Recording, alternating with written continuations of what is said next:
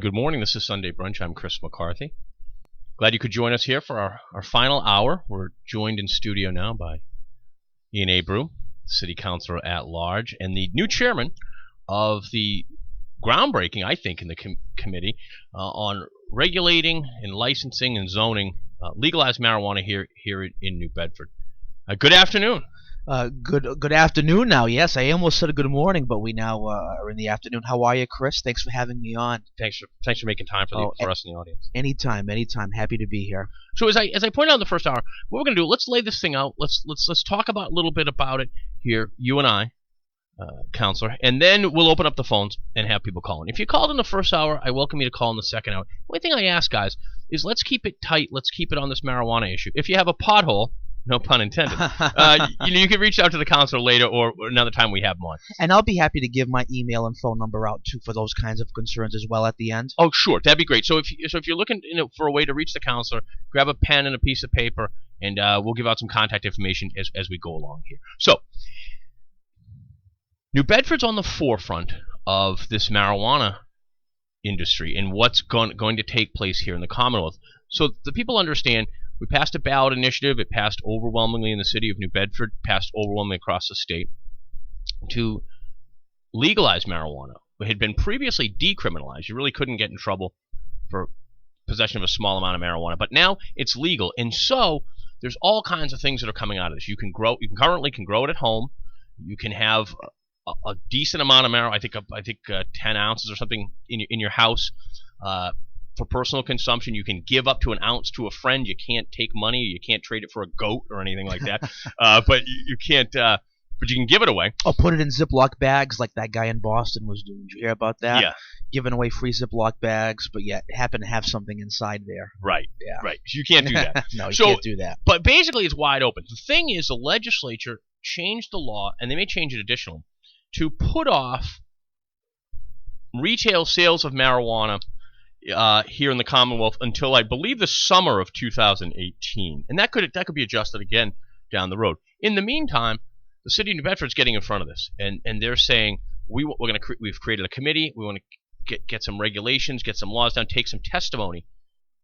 So that's what we're having the counselor in. Counselor, talk to me a little bit about what your goals are here and how you plan to push forward. Sure. Well, first, I'd be remiss. Again, thank you for having me on. But if I didn't thank my colleague on the council and Ward 6 councilor and the council president, Joe Lopes, for appointing me as the chair of this committee. It's a very important committee, I think, as you alluded to in your first hour, and it's very vital that we approach this subject very pragmatically and engage in open and transparent dialogue, not only between industry professionals but the constituency as well. Also, too, on the committee, we have a great committee, as you mentioned last hour. We have Steve Martin's Ward 2 councilor, who's the chair of the Ordinance Committee, Linda Morad, first vice president, former council president, chair of the Finance Committee.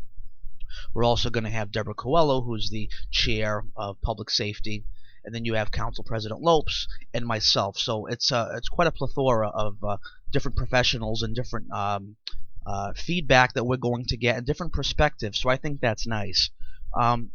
Look, on November 8th, this past election, and I think you had alluded to it in the first hour as well, it wasn't just a referendum or a vote. It was a mandate.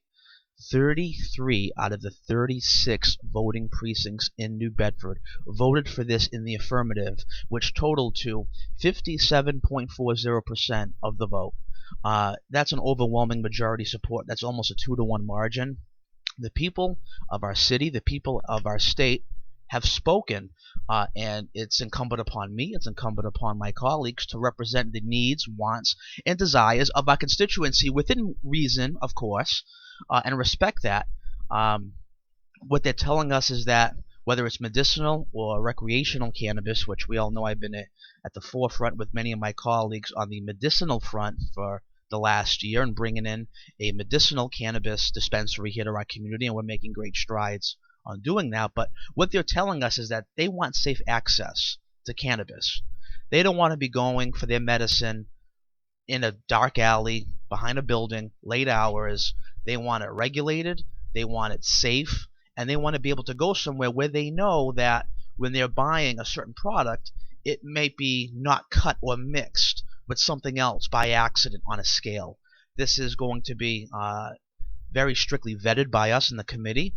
And again, our first meeting is February 27th in the council chambers, and for the spirit of full transparency, for our first 2 agenda items, as we await what the state's going to do in regard to its legislation, we have Jim Borgasani, who's the communications director of the campaign to regulate marijuana like alcohol. So he will come in and he will make a presentation to us about the industry, maybe dispel some myths that may be out there, perceptions, talk about what's happening in Colorado and Washington. And then also we have Police Chief Joseph Cordero and Health Director for the city, Brenda Weiss, coming in, and they're going to talk to us about maybe socioeconomic concerns they may be having, or health and wellness concerns they may be having. It's great to get both sides. Sure. We want to get both sides, put it all in the pot, mix it together, and we want to try to figure out how we can move forward on this issue for everybody. So what you're looking to do then is to get testimony from people who are experts in this, and then begin to proceed forward as to what is best for the city of New Bedford. Correct. Again, up until June of this year, we really can't do much because we don't know what the state's going to do. Right. There'll be testimony. There'll be subcommittees. We have the Senator Lewis out from the western part of the state looking to move from 10 ounces you can have in your home to 2 ounces, 12 plants to 6 plants, which to me doesn't make any sense, because think about it. If you want to go from 10 to 2 ounces, 2 ounces of marijuana, that's quite substantial still. I'll give you that. But to go to 6 plants, if you harvest 6 plants, that's way more than 2 ounces. One would think. So it's a little interesting to see some of the decisions that are being made up in Boston in regard to some of this. But you know what? All we can do is sit back and see how this unveils and how this rolls out, and then begin the process of making sure by the time this committee ends at the end of this year, when we reach out to 2018 and beyond, we have an affirmative plan in action that works for everybody, zoned properly. We have the correct ordinances in place to ensure that not only do our patients get this safe access to the medicine that they want, but furthermore, this is something that everybody can work with. The neighborhoods don't feel compromised. Our police force don't feel compromised, and it can work for everyone. Sure. Now, you keep bringing it up from the medicinal standpoint, but tell me, do you have thoughts on the purely recreational use of marijuana in the city of New Bedford? Well, we all know I've been a staunch supporter of medicinal for many years now, even before I was a counselor. Recreational, at first, I had my doubts. I had my questions about full recreation, I'll be honest with you, but the reality is that this isn't about me. This isn't about any one counselor or any one mayor. The people of our city have spoken. When I look at medicinal cannabis, I look at it from an alternative medicine and a job creation standpoint. When I look at recreational cannabis, I'm looking at that again as economic development, job creation, growing a tax base. You know, for us to lower taxes in New Bedford for our residents, for our businesses, we need to generate $5 million in new economic growth every year. Really? $5 million. All right, repeat that again, because that's a very interesting statistic. We need to generate $5 million in new economic growth every year if we want to lower taxes in New Bedford. Wow. And are you on schedule to meet that? There are some good things in the pipeline. That's all I can say right Sure. now in regard to the EDC. We had a great meeting with them last week. And Derek Santos does a pretty good job, and he's very engaged in what's going on and the needs of the community. So stay tuned, I want to say. There'll be some press releases coming out soon. There are some nice things happening in the western part of the city and the northern part of the city as well. Maybe people don't realize this. Ian comes from a radio background. That's what we call teasing the audience, and I like that, Ian. I appreciate that. You're listening to Sunday Brunch. We have City Councilor Ian Abreu here in the studio. I'm Chris McCarthy. If you'd like to join us, you can at 508-996-0500. I just ask that you keep it on topic, which is the marijuana question here in the city of New Bedford. If you'd like more about it, you can read it at WBSM.com. I do have a piece up there. So the voters of New Bedford spoke about recreational marijuana, as you point out, overwhelmingly. I asked in the last hour, because as I started thinking about this question, because it's groundbreaking and really interesting on a lot of different levels, fantastic for this show, really. Will you, or is there a thought about using marijuana, making New Bedford a marijuana destination for certain people around the country who want to experience marijuana in a safe, legal environment as a component of the economic development? Well, I'll tell you, it's certainly a discussion worth having. You look at Vancouver, British Columbia, Canada. They have this great program around canna-tourism and this canna-bus and all of this. Canna-bus, get it? Right. It's pretty cool, though, marketing. And it's bus that gets you around, and you try different edibles, and you can smoke and consume in safe environments. It's certainly dialogue worth having. I haven't given it much thought up until now. So far, I've been thinking about it in a health, wellness, economic job creation, tax-based standpoint. But tourism, again, tourism breeds economic dollars to our community as well, and if we can become a destination, if that's in the cards, if that's of an interest, I'd be more than happy to really get in and engage Dagny Ashley, our tourism director, get other stakeholders to the table, see what they think. I'd also like to see what Mott would think about this, the Mass Office of Travel and Tourism at the state level, given their budget was just cut in half by Charlie Baker. So I don't know how much advocacy they could be doing right now in many ways. But with that being said, this could be a good way to maybe supplement some of those budget cuts and bring in more matching funds for these tourism councils. So it's definitely a dialogue worth having, for sure. Yeah, because as I think about it, and again, I started spending more time thinking about this because of this committee that President Lopes put together, and just overall there's a big change going on here, and we don't know what the federal government's going to do. But if New Bedford is going to embrace this, as you say, be able to consume marijuana in a safe environment, safe and legal environment, one of the big components is edibles. They also make drinks and things like this out of it. Does it make sense to say, hey, we're going to give either certain licenses to restaurants? Because quite frankly, the greater New Bedford area already is trying to market itself as a restaurant destination, an arts destination, and in some respects they go hand in hand. Using some is not for everybody, but there may be people who tried marijuana years ago who now want to come to an area where they can try it out, use it, stay in the hotel, something of that respect. So sure. So some state lawmakers are looking to delay the release of edibles till about 2020. And some other cannabis oils. So that's going to be vetted in the state committees as well. But look, I'll be honest with you. When you come to edibles and oils and things of that nature, you got to know what you're doing. You have to know what you're doing with that stuff. You can get grabbed the wrong way. I tell you, people try to make it in their homes, and they're blowing up their homes, and you can Google it. I guess the only way to make edibles is through butane, I guess, apparently. I learned this. Right. You learn these things when you chair of a committee. Right. And if you Google it, butane cannabis, I guess, or whatever you would Google. But so you need to know what you're doing. So that's the problem too. If the state delays the release and the selling of recreational edibles, you're going to have folks making them in their homes, which isn't really safe. So again, that's out of our purview as a city councilor, but it's certainly something worth mentioning. And I know you have a call coming in, but I did want to mention, as far as the zoning goes. I think you have a call. Oh no. Okay. Is the call on? No, we're on hold. Okay. What I was going to say about zoning is that we need to make sure it's zoned correctly. I know some might think that put them in the industrial park and kind of get them out of the way. Mm-hmm. That's good for cultivation. That's good for manufacturing. I'm not so sure that dumping them off in an industrial park would produce the most robust economic development for these dispensaries. I'm not saying put them in neighborhoods. I'm not saying put them across the street from my home or your home. I'm not saying that. What I'm saying is there has to be a conversation on a good balance of where they can go within the city limits, so they're not out in the boonies, but yet they're close enough to have good foot traffic, to have that high area traffic. So again, discussions that need to be had, but this is why we have this committee. Excellent. Good afternoon, caller. You're on the air with Ian Abreu and Chris McCarthy. Hello? Hello. Hey, how's it going, buddy? Good. How's it going? Good show. Thank you. Like usual. I've been hearing all day.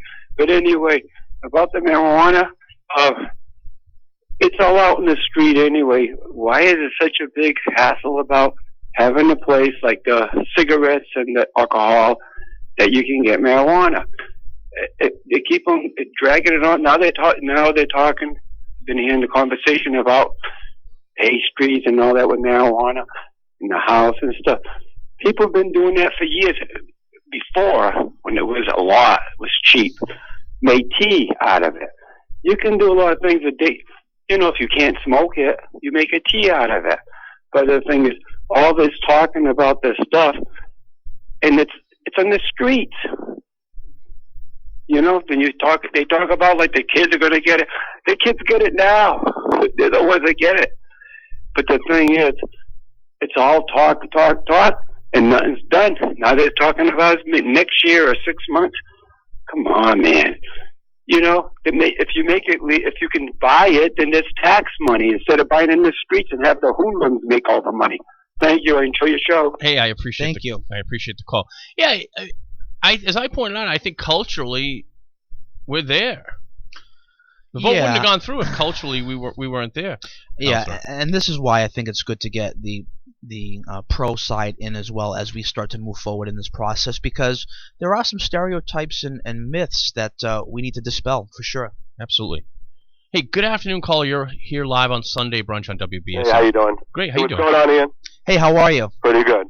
So my major concern is that with the marijuana and it being zoned, that pretty much, almost like the casino did, it gets zoned out and it can't go nowhere.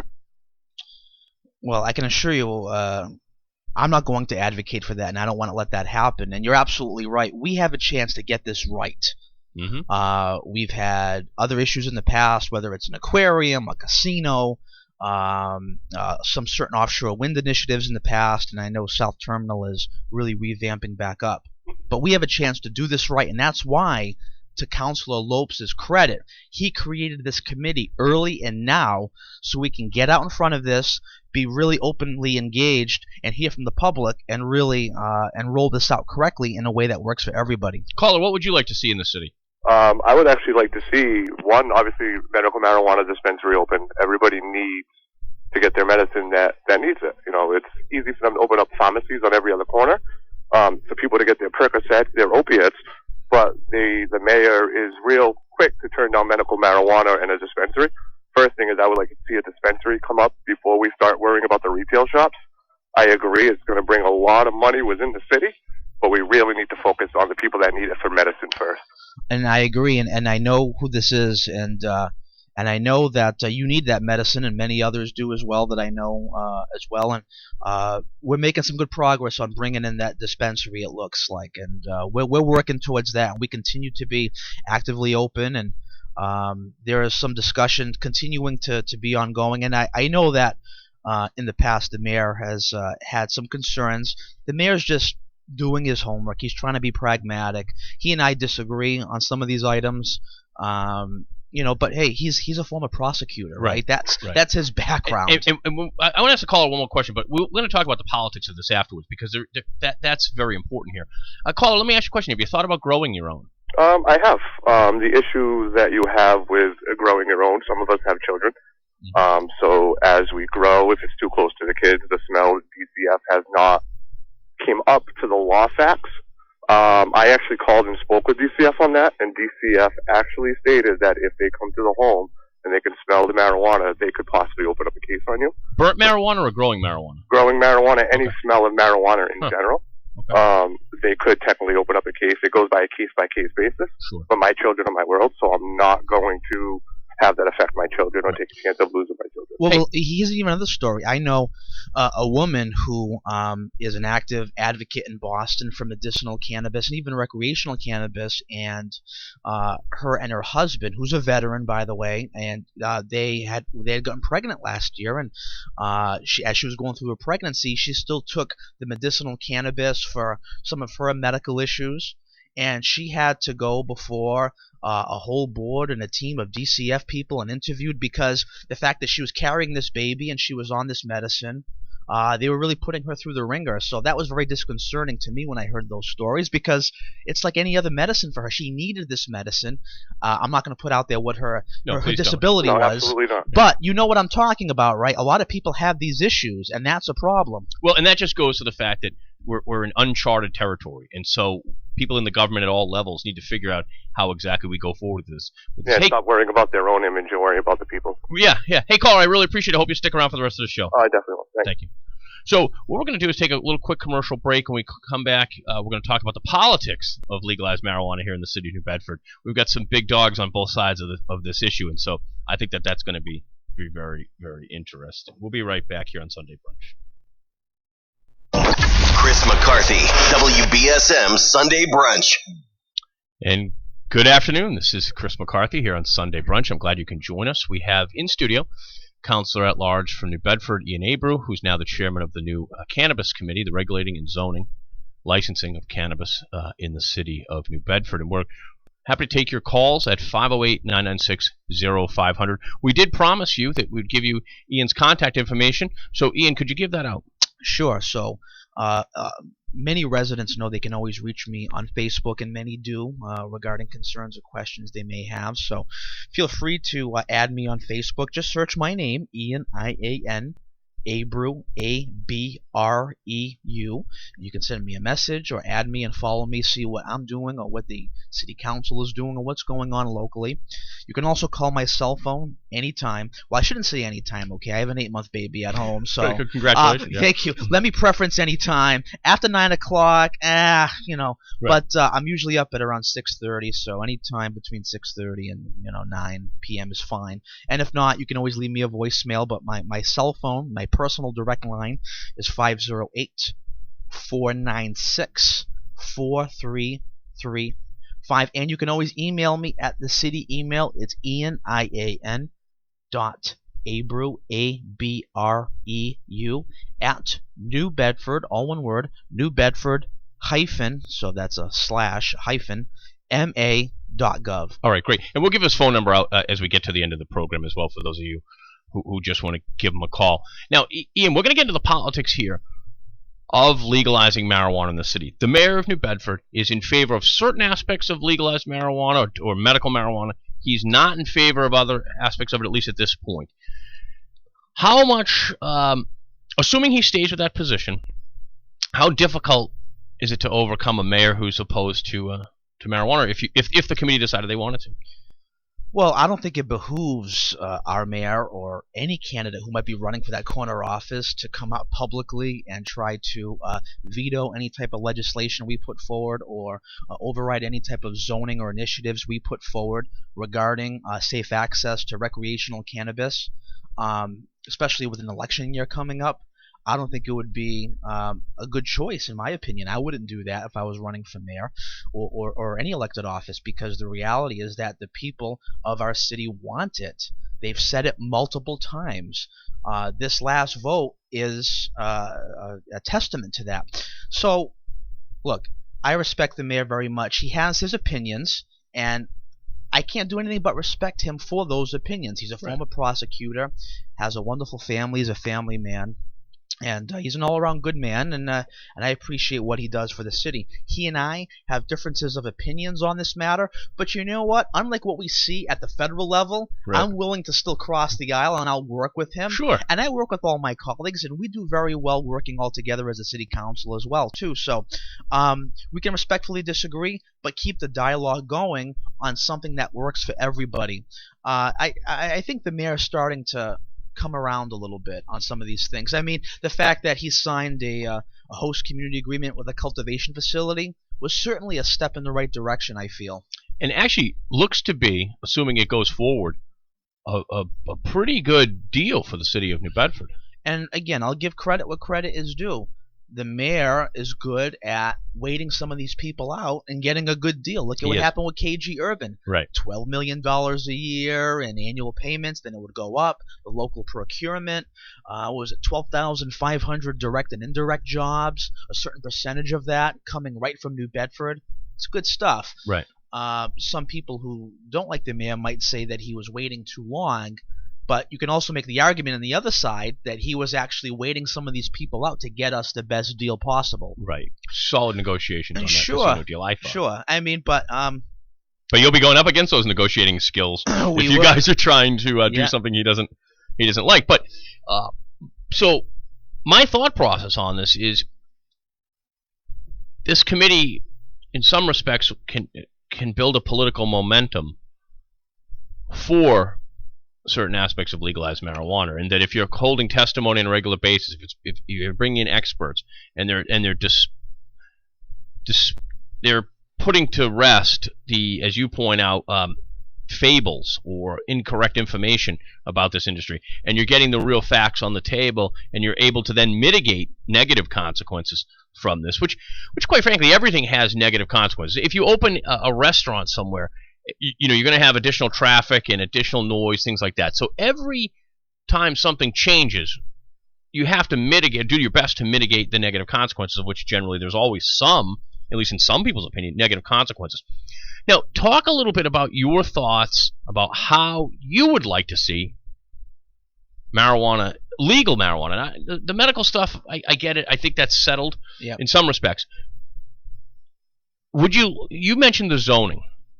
And this is important. If you zone it away out, on the Dartmouth line or the Freetown line, or of course, your downtown shares the Fairhaven line, so that's not really a good example. But are you looking for a cluster zoning where all the marijuana businesses are in one area? Talk to me. So in New Bedford, we don't have an overlay business district zone. So we have what we call mixed-use business district zones, MUB they call MUB. And we need to decide, do these shops go in these mixed-use business zones? Do we create our own zoning just for cannabis? And if we do, does that open up a can of worms for bars and pubs in the future and taverns? What does that mean? Because taverns and bars have always been, whether in a business district or in a mixed-use business district, if it's a restaurant and a pub. So again, all that discussion needs to be had, and that's why Councilor President Lopes, being as pragmatic as he is, asked Councilor Martins, the chair of ordinance, to really come to the table on this, because this is all ordinance and zoning that we're going to have to craft with our zoning board, working with Commissioner Danny Romanowitz at the Building and Zoning Department. How can this work for everybody? I agree. I am not interested in putting these dispensaries, whichever many come in here to this city, and we have to determine that as well, because the law states that you'd have to allow at least a minimum of 20% of the licenses of liquor stores that your community has. So what does that put you at, about 7 or 8 right now? Yeah, minimum. Yeah, so that's a lot, but we'll see. But we'll have to talk about that. It might be a lot, but it might not be. We really don't. We don't know what the market's going to dictate. Right. Exactly. We don't know what the market's going to dictate. Listen, it's hard to argue against legal. Now, legal, it's been passed. It's legal. Legal jobs, legal businesses, legal tax base growth. It's hard to argue against that, period. All right, and I'm going to advocate for that. I want to lower your taxes. I want to lower my taxes. I want to lower my mother's taxes. I want to lower my mother and father-in-law's taxes, okay? Sure. So whatever it takes, within reason, we're going to work together as a council with the mayor to make it happen. And, as far as where it goes, like I said, I'm not interested in putting them out in the boondocks, because they're not going to generate any traffic, any foot traffic. They're going to be out of the CERTA bus route lines, and a lot of individuals who may suffer, again, we talked about medicinal, but who may have a need for medicinal cannabis, some of them can't drive. How are they going to get to these facilities? So those are conversations as well that we need to be actively engaged in. Well, it would seem to me that medicinal goes up in smoke, pun intended, with full legalization. It would seem, because I don't think insurance covers the cost. I really don't know, and I wouldn't expect that you would know either. It's not outside the purview of your responsibilities. But it would seem to me that once it's fully legal in access to the public, that there really be no reason for just to have solely medical. I could be totally wrong on that. But we're going to find out. We're talking here with Ian Abreu, who's a city councilor in New Bedford, as you know. And this is Sunday Brunch. I'm Chris McCarthy. If you'd like to reach us, you can at 508-996-0500.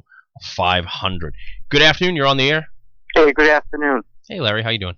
Good. I'm just curious about, this is the one, the medicinal one you're talking about. That's different than there's already a permit out on this. What's the company that's got the permit? That's looking to get the permit on the medicinal one. Sure, that'd be Beacon Compassion Center. Beacon Compassion. Now that's the one where all those board of executives or the board of trustees or on the corporation board, one of them is a politician in the state, correct? Well, I think he was taken off the board. There was, all right, Bill Delahunt, who was a congressman from the South Shore, former district attorney. He was on the board of, it was called, I think, Medical Marijuana of Massachusetts. I'm doing this from memory, though. He resigned from the board because of the pressure of that. So that was the high-profile one that was on the board. Yeah. See, Christo, he resigned because of the pressure. He didn't resign because of doing the right thing. Yeah, no one resigns for doing the right thing, Larry. They always resign for the pressure. See, this is the whole problem. And that's why you never, they're looking for tax dollars from that. They can go ahead and give all the permits they want, do what they want, but if the federal government changes its tune, and it rightfully so, because we changed the leadership, New Bedford could be opening itself up for tons of lawsuits. Suppose they go ahead and get these facilities going, and New Bedford says, if I was the mayor, I would not sign off on this. And I'm not a fan of the mayor's, but only because of the definitely liability issue. If it comes around and goes around, and they come and they go in and they got to get Marty Walsh and a few of these other guys in sanctuary cities, and they go, guess what? We got this particular issue here. They're breaking federal law. I'd be all over it. Hey, I appreciate the call. Ian, give us your comments on that. So I understand his point, and I respect his opinion. I will say, as far as the city opening itself up to litigation, that's actually not correct. When these companies come in here and they want to open up, whether it's cultivation or medicinal or recreational, they do so knowing full well that there could be federal mandates, and whichever litigation that could or could not happen would be between the federal government and that particular private business. The city wouldn't be open to any type of litigation, and that was actually straight from what the mayor had said a few weeks ago when he was on with Barry. Someone had called him about the cultivation facility, asking, well, if there's a federal raid, would the city get sued? And he had dispelled that a few weeks ago, so I just wanted to clarify that. Well, that's speculation. I have to tell you something, because I spoke with I spoke with numerous people on this thing. A lot of people think that the Trump administration isn't going to do anything about it, but nobody knows. I can tell you something. It seems to me that political people are opening themselves personally up to be charged federally with violating federal drug laws. I mean, if you're conspiring with a because it's illegal at the federal level. If you're conspiring to help create a drug industry that violates federal drug laws with private parties, you absolutely could be charged. So you're saying the DEA and Breaking Bad and all that good stuff is going to come coming for us? I'm not saying they're going to. I'm saying that if would you like to save or invest for your future? I didn't touch anything, folks. I swear this is not the rookie mistake. Ian, did I? I've actually invested in my future. No, I save. I have IRAs. I have 401ks. Well, you might need it if you get arrested by the federal government. Well, I'm just saying that you're going to come bail me out, right, Chris? I would absolutely come bail you out. I'm saying that if the federal government wants to enforce federal drug laws, they can. They could raid. If you remember Chris Christie during the Republican primary, when he was still a candidate, he said, hey, look. Enjoy it now. Because I'm coming for you, Colorado, right? Yeah. So I think, one of my big concerns is if you have police details guarding these places, which I think you'll need to, and the federal government chooses to raid them, would the police officer then be arrested for having a firearm in the commission of a federal drug crime? These are things that are above our pay grade. Ian, that's correct. And you guys are doing the most responsible thing, I think, which is you're trying to lay it out here, what the rules will be. But as you lay out the rules, you're laying out the rules to break federal law. Yeah, so is the state, but we're going to have to see what happens. But I mean, we're the only committee in the entire Commonwealth that's actually getting in front of this and seeing how it could work, or how it might not work. Right. There's also that, again, keep in mind, I'm the chair, but at the end of the day, I'm only one vote on that committee. Right. So if there's a majority vote out of that committee to the full council to yay or nay in regard to where it can go or not go, Hey, it is what it is, as Yeah. Bill Belichick would say. Right. It is what it is. And so what you're indicating is, hey, you're in favor of this, or at least components of it, but no one's cooking the books here. This is going to be a process by which you take testimony, the committee decides, makes recommendations to the full body, and you proceed that way. So it may be that you guys say, hey, we really don't want this. Sure, absolutely, and this is why this first meeting we're not going to have public comment, because we're just kind of getting that foundation and testimony. But after that, I already spoke to Councilor Lopes, and we're going to start having regular open forums where people can come and you have a few minutes, you can air out your support or your grievance. Mm-hmm. We ask that you keep that respectful, of course, and don't degrade anybody or demean anybody, because we're all there. Good luck. We're all, you know what, Chris? We're all on the same team. We all want what's best for New Bedford. Okay, it's as simple as that.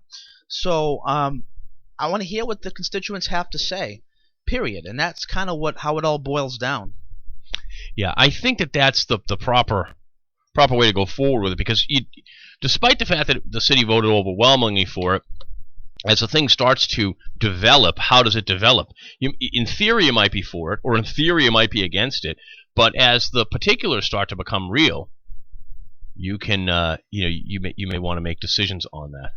Yeah. We're gonna go to the phones again. This is your shot to talk to Councilor Ian Abreu here on WBSM. Good afternoon, gentlemen. How are you? Hello. I'm fine. I'm totally against recreational marijuana as a former teacher, and I have seen what drugs have done to my family. I heard you before saying that New Bedford could possibly be a tourist destination for marijuana, trying marijuana, such as a safe haven for people who want to try it. Do we want New Bedford known for that when we are in the midst of this opioid crisis? Counselor. Well, and your point is very well taken. I will tell you that the Journal of American Medical Associates, JAMA, just recently concluded a five-year study that it conducted. And in the study, they concluded through testimony, statistics, and data, communities in this country that had a medicinal marijuana dispensary saw a decrease in opiate-related overdoses by about 25% to start.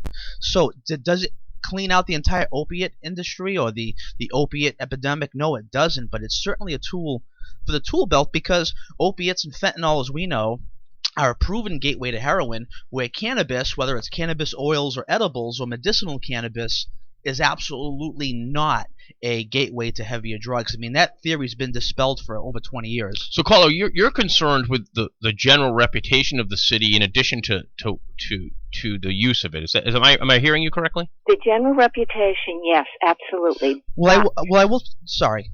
But, Go ahead, ma'am. Also, if it is more readily available, we're going to have more accidents. That's been proven. I've seen the lines in Colorado, the lines everywhere else where now anyone can get this marijuana. And don't tell me all those people are there because they need it for medicine. Again, I am a former teacher. My family has been ravaged by drugs. I don't see how opening a dispensary for recreation anywhere in New Bedford or Fairhaven, I'm very upset with the Fairhaven people for voting it in. I am a Fairhaven resident. I don't see how this is going to help New Bedford. It's people, it's vulnerable people, number one. And I just cannot believe that you could even suggest that we could have a safe haven for people, maybe a tourist destination, when we already have a haven in New Bedford for heroin and fentanyl, and we can't get in front of this opioid crisis. We can't. Charlie Baker came to visit Star. So what's going to be done now? Are we going to get more beds, more treatment, longer treatment, which is what we need? My daughter is in a hospital as we speak, and I cannot get her longer treatment.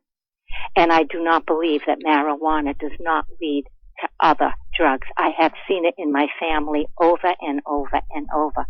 So I am just expressing my opinion that I'm very upset by what I'm hearing. I do not deny anyone medicinal marijuana. Well, I appreciate your call, ma'am, and we heard you loud and clear. Thank you very much, and this Counselor. is exactly why we want people to testify at our committee. Even if you're not a New Bedford resident, even if you're from Fairhaven or Dartmouth, this could affect you. And I know Dartmouth is looking to open up a few dispensaries, and Fairhaven voted it in as well. So, our meetings are going to be publicized and advertised, so would love to hear the feedback. I'll tell you, as far as the tourism stuff, this was actually just brought up to me this morning by Chris. I actually never thought about it, so I want you to know, up until now, I've never been even thinking about advocating for Canada tourism or anything like that. All I really said is that it's worth discussion. It's worth a discussion.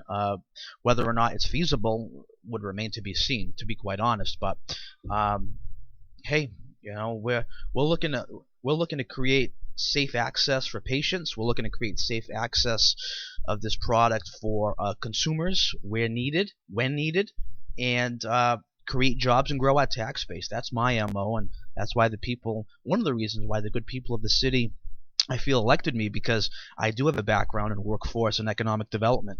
Well, Councillor, but you heard that caller, and she's not alone. They're passionate on this, and I find it to be a very interesting political discussion, because we're unsure of what's going to happen here with the federal government going along. We're unsure what the state government's really going to do on this, and you guys are trying to get in front of it on a local level. I agree with you too. As goes New Bedford, goes the region. New Bedford is the hub of southeastern Massachusetts. It is. We don't care what those people in Fall River are doing.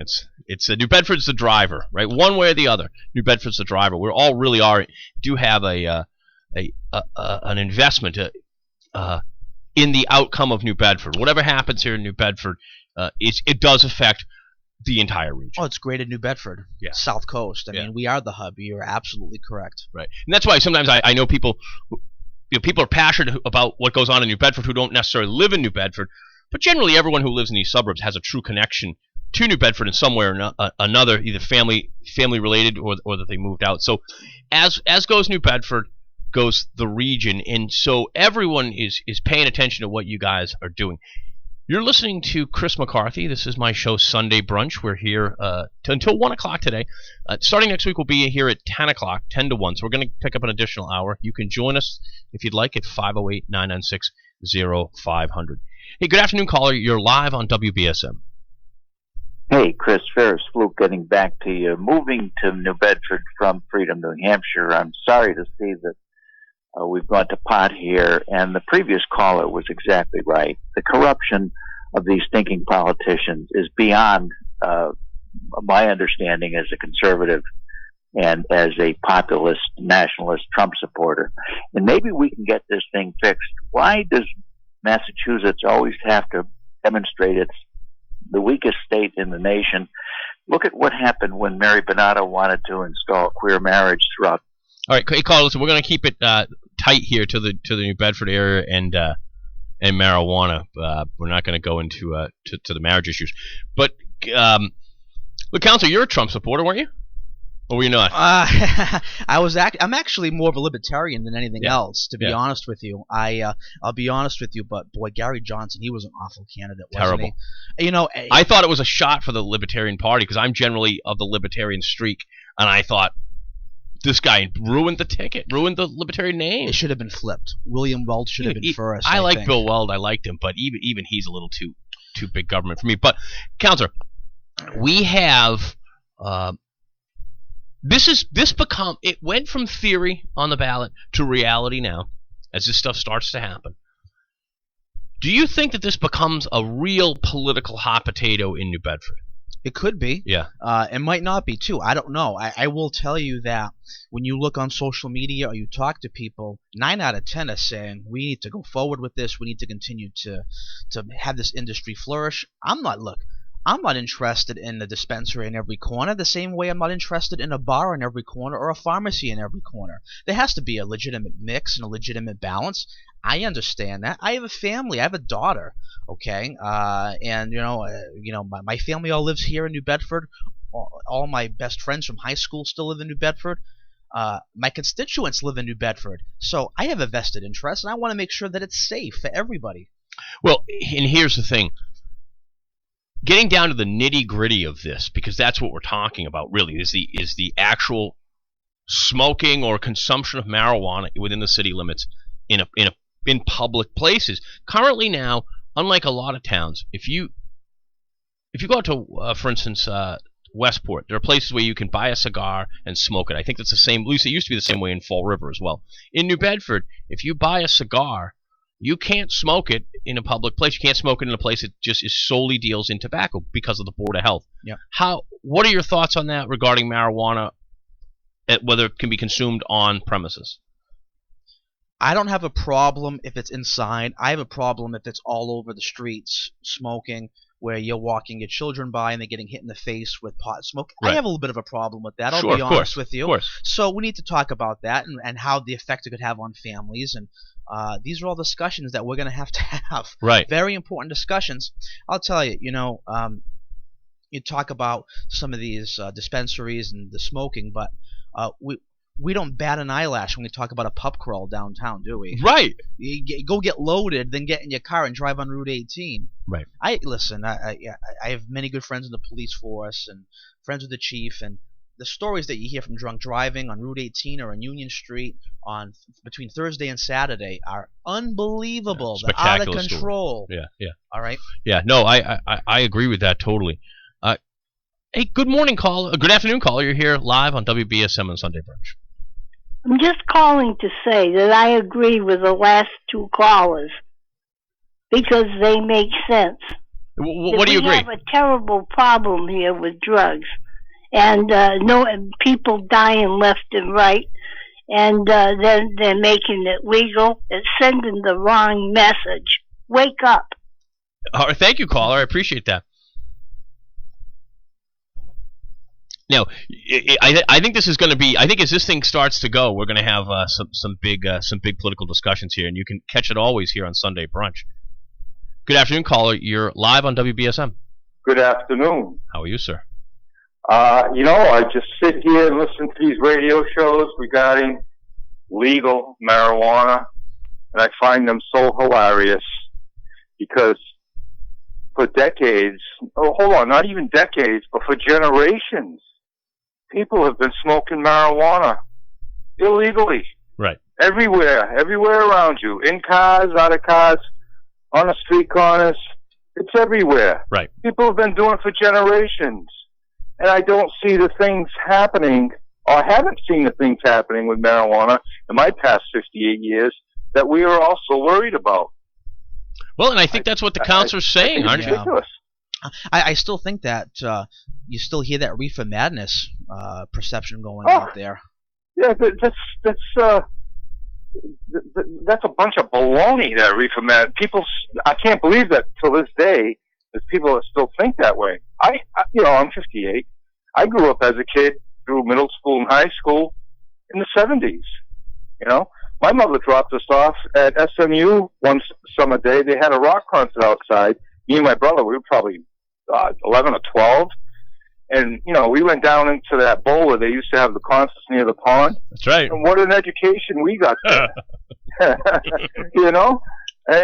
I went to junior high school. What an education I got in there about drugs. You know what? I'm a man. I'm 58 years old. I raised a good family. I have 3 sons. They all have good jobs. They own houses. They have kids.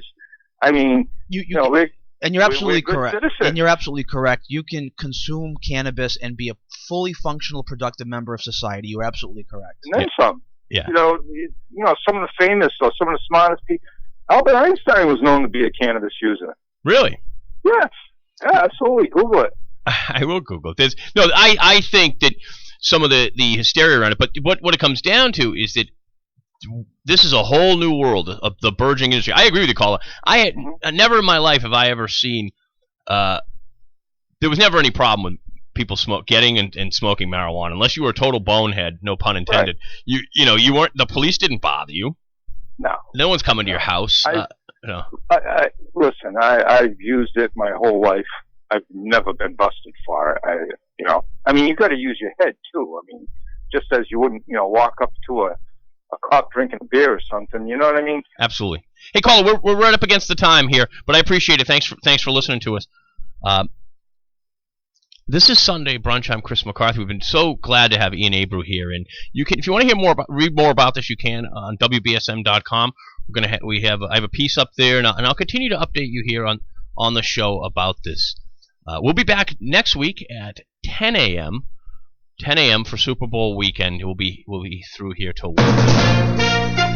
From ABC News, I'm Chuck Severson. There's still chaos at U.S. airports, and not everywhere is the Border Patrol complying with